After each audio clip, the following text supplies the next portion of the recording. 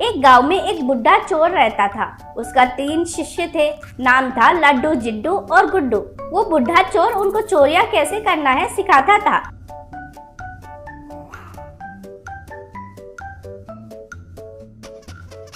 उन तीनों के बीच में बिल्कुल ही नहीं जमता था।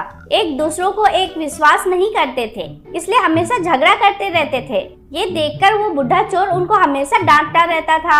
एक दिन तीनों का शिक्षा खत्म हो गया था। तब बुढ़ा चोर, अरे ओ नमूने, आप ऐसे आपस में लड़ते रहेंगे तो तीनों को नुकसान होता है रे। एकता से रहेंगे तो आपका ताकत बढ़ता है रे। आप ऐसे अलग सलग से नहीं बल्कि मिलकर चोरियां करेंगे कहकर मुझे वचन दीजिए, कहा। तब उन तीनों को बिना पसंद से ही उनको वचन दिए थे। तब से तीनों मिलकर चोरी करना शुरू किए थे।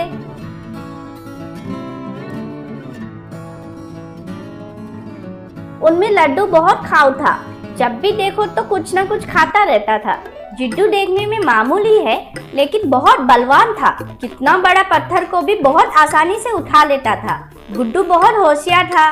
किस घर में चोरी करना है कहकर प्लान बनाता था। तीनों मिलजुल कर रहने से भी एक दूसरे पर एक विश्वास नहीं करते थे। पहले तीनों मिलकर गांव में घूमते थे। उनको गुड्डू किस घर में चोरी करना है बताता था।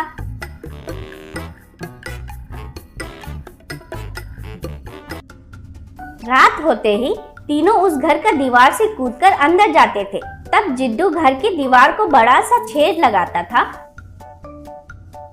और तीनों अंदर जाकर अलमीरा को नकली चाबी से खोलकर उसमें सब कुछ लूट लेते थे।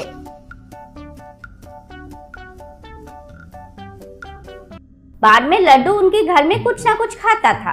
कभी कभी अलमारी का चाबी नहीं खोल पाने से जिड्डू उस अलमारी को उठाकर ले जाता था।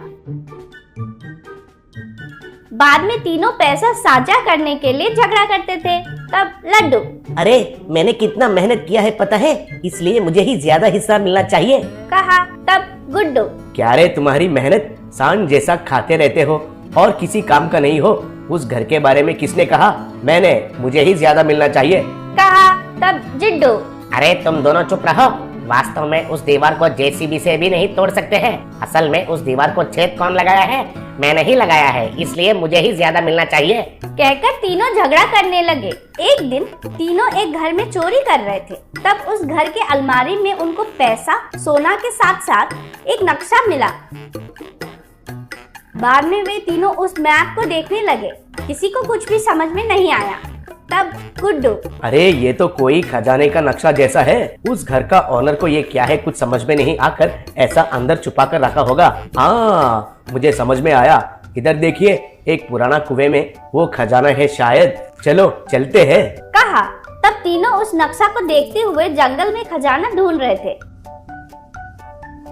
तभी उनको वे जो ढूंढ रहे एक पुराना कुआं दिखाई दिया।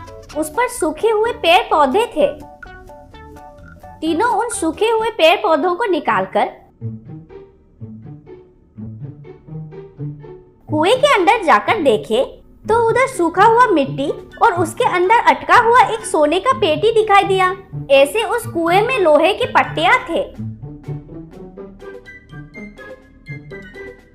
अगर कोई उसमें गिर गया तो बस। तब लड्डू, अरे इसमें देखे है क्या, कितने लोहे के पट्टियां हैं। गलती से गिर गया तो बस खेल खत्म। अगर रस्सी पकड़कर नीचे जा सकते हैं, लेकिन वो पेटी को देखिए कितना बड़ा है। एक आदमी को उसे खींचना नहीं होता है, कहा।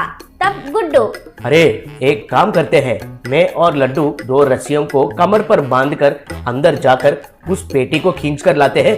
तुम दोनों रस्सियों को खस के खींच सकते हो ना रे जिड्डू, कहा। तब जिड्डू, अरे तुम दोनों को क्या, 4 आदमी को भी खींच सकता हूँ। चलिए अब तो शुरू करेंगे, कहा। ऐसे गुड्डू और लड्डू एक एक रस्सी उनके कमर में बांधे। जिड्डू उन रस्सियों को पकड़कर उनको अंदर छोड़ने लगा। दोनों जाकर पेटी को पकड़े। तब जिड्डू उनको बाहर खींचने लगा।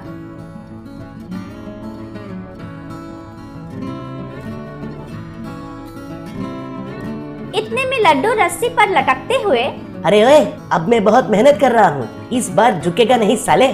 मुझे ज्यादा हिस्सा मिलना चाहिए, पहले से ही बोल रहा हूँ, कहा। तब गुड्डू। चुप रहो रे, मैं सबसे ज्यादा मेहनत कर रहा हूँ, मुझे ही ज्यादा हिस्सा मिलना चाहिए। असल में इस जगह के बारे में कौन पता किया था? मैंने ही किया था ना। कहा। तब जिड्डू रस्सियाँ खींचते हुए, ओहो, अरे अगर मुझे गुस्सा आया तो ये रस्सियाँ छोड़ देता हूँ तो लोहे के पट्टियाँ घुसकर मर जाएंगे रे। मुझे ही ज्यादा हिस्सा देंगे कहे तो ही आप दोनों को ऊपर खींचूंगा। कहा। तब गुड्डू। ओहो, ऐसा किया तो ये पेटी तुमको कैसे मिलेगी? कहा। ऐसे तीनों आपस में झगड़ा करते हुए कुछ घंटों तक ऐसे ही थे। इतने में पुलिस उधर आए। तब वे दोनों को बाहर खींचकर तीनों को पकड़कर खूब पीटे। तब एसआई। अरे उस घर में चोरी होने के बाद आपके ऊपर हमने निगरानी रखे थे, आपको फॉलो कर रहे थे, आपके वजह से ही सरकार को खजाना मिला है। चलिए पुलिस थाने। कहा। ऐसे वे तीनों जेल में चले गए।